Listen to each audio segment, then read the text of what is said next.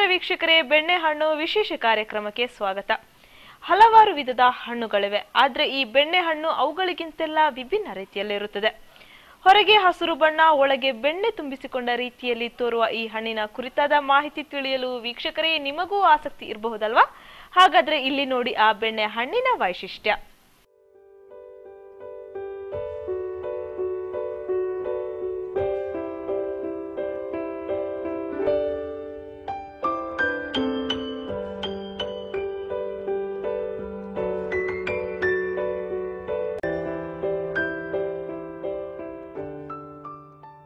ಭಾರತದಲ್ಲಿ ಬೆಣ್ಣೆಹಣ್ಣು ತಿಂದವರು ನೋಡಿದವರು ಕಡಿಮೆಯಾದ್ರೂ ಸಾಕಷ್ಟು ಕಡೆ ಬಳಸುವ ಹಣ್ಣು ಇದು. ಕರ್ನಾಟಕದ ಕೊಡಗಿನಲ್ಲಿ ಒಂದಷ್ಟು ಬೆಳೆಸುತ್ತಾರೆ. ಸಾಮಾನ್ಯವಾಗಿ ಮೊಟ್ಟೆ ಆಕಾರದ ಇಲ್ಲವೇ ಉರುಟಿಗೆ ಹತ್ತಿರದ ಆಕಾರದ್ದು ಇದು. ಹೊರಭಾಗ ಹಸಿರು ಬಣ್ಣ, ಕೆಲವು ತಳಿಗಳಲ್ಲಿ ನೇರಳೆ ಕೆಂಪು, ಒಳಗೆ ಬೆಣ್ಣೆಯಂತಹ ತಿರುಳು. ಈ ಬೆಣ್ಣೆ ಬಿಳಿ ಹಳದಿ ಸೇರಿದಂತಿರುತ್ತದೆ. ನಟ್ಟ ನಡುವೆ ಒಂದು ಬೀಜ. ಇದರೊಳಗಿನ ಬೆಣ್ಣೆ ವಿಶಿಷ್ಟ ಪರಿಮಳದೊಡನೆ ಇರುತ್ತದೆ. ಆ ಬೆಣ್ಣೆಯನ್ನು ಹಾಗೆ ತಿನ್ನಬಹುದು, ಚಪಾತಿಯಂತಹವಕ್ಕೆ ತಾಗಿಸಿಕೊಂಡು ತಿನ್ನಬಹುದು, ಸಕ್ಕರೆ ಬೆರೆಸಿ ಐಸ್ ಕ್ರೀಮ್ನಂತೆ ಕೂಡ ತಿನ್ನಬಹುದು, ಜ್ಯೂಸ್ ಕೂಡ ಮಾಡಿ ಕುಡಿಯಬಹುದು. ಮ್ಯಾಗ್ನೋಲಿಡ್ಸ್ ಗಣದ ಲಾರಾಲೆಸ್ ವರ್ಗದ ಲಾರೇಸಿ ಕುಟುಂಬದ ಪರ್ಸೆ ವಂಶವಾಹಿಯ ಪರ್ಸೆ ಅಮೆರಿಕಾನ ಈ ಹಣ್ಣಿನ ಹಿನ್ನೆಲೆ ನಾಮಗಳು.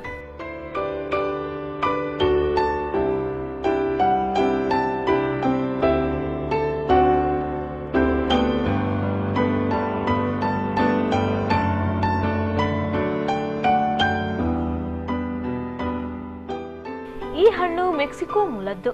ಆ ಕಾಲದಲ್ಲೇ ಮಧ್ಯ ಅಮೆರಿಕದಲ್ಲೆಲ್ಲ ಬೆಳೆಯುತ್ತಿದ್ದವು.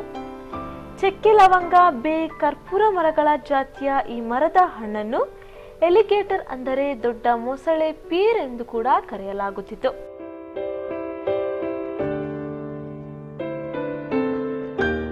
ಉಷ್ಣವಲಯ ಮತ್ತು ಮೆಡಿಟರೇನಿಯನ್ ಸುತ್ತ ಇಂದು ಹಣಕಾಸಿನ ಬೆಳೆಯಾಗಿ ಇದು ಪ್ರಸಿದ್ಧ. ಸ್ವಪರಾಗಸ್ಪರ್ಶ ವರ್ಗದ್ದು ಇದರ ಹೂಗಳು.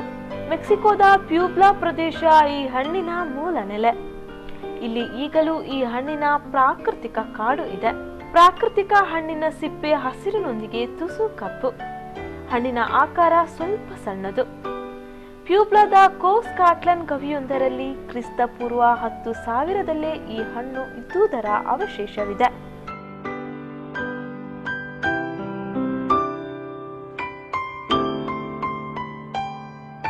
ತೆಂಕಣ ಅಮೆರಿಕ ಖಂಡದಲ್ಲಿ ಇದು 1000 ವರ್ಷ ಹಿಂದೆಯೇ ಜನಪ್ರಿಯ.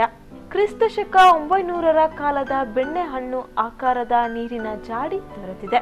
ಯುರೋಪಿನ ಮಾರ್ಟಿನ್ ಫೆರ್ನಾಂಡೆಸ್ ಡೆ ಆನ್ಸಿಸೋ 1519ರಲ್ಲಿ ಈ ಹಣ್ಣಿನ ಬಗೆಗೆ ಬರೆದು ವಿಶ್ವಕ್ಕೆ ಮಾಹಿತಿ ನೀಡಿದ.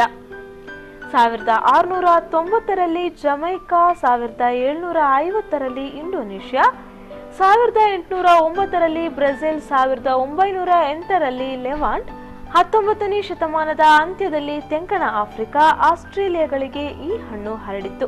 ಅದೇ ಕಾಲದಲ್ಲಿ ಕೊಡಗು ಮತ್ತು ಕೆಲವು ಕಡೆ ಬ್ರಿಟಿಷರು ಈ ಮರಗಳನ್ನು ನೆಟ್ಟರು. ಸ್ಥಳೀಯರು ಈ ಹಣ್ಣನ್ನು ಆಹುಕುಟ್ ಎನ್ನುತ್ತಿದ್ದರು. ತೆಂಕಣ ಅಮೆರಿಕದ ಕೆಲವು ಕಡೆ ಕ್ವಿಚ್ವಾ, ಪಾಲ್ವಾ ಎಂಬ ಹೆಸರು ಈ ಹಣ್ಣಿಗೆ ಇತ್ತು. ಅವಕಾಡೋ ಎಂಬ ಹೆಸರು ಸ್ಪೇನಿಯರು ನೀಡಿತ್ತು. 1697ರಲ್ಲಿ ಇಂಗ್ಲಿಷ್ನಲ್ಲಿ ಅವಕಾಡೋ ಪೀರ್ ಎಂಬ ಹೆಸರಿನಲ್ಲಿ ಈ ಹಣ್ಣು ಕರೆಯಲ್ಪಟ್ಟಿತು.